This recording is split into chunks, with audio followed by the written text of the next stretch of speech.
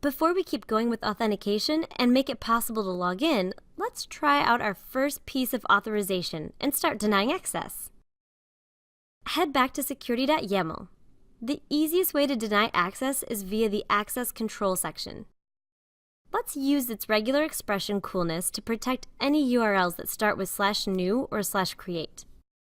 Roles are given to a user when they log in, and if you're not logged in, you don't have any. Here, we're saying that you at least need role user to access these URLs. Try it out. When we try to add an event, we're redirected to /my-login-URL.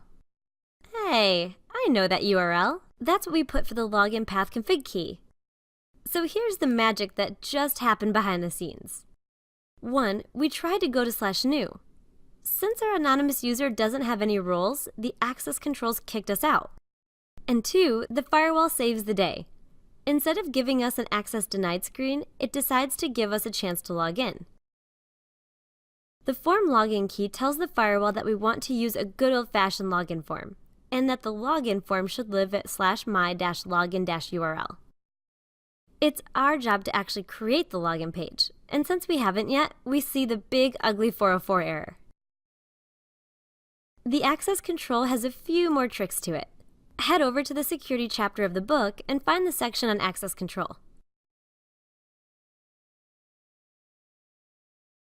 I want you to read this, but the most important thing to know is that only one access control entry is matched on a request.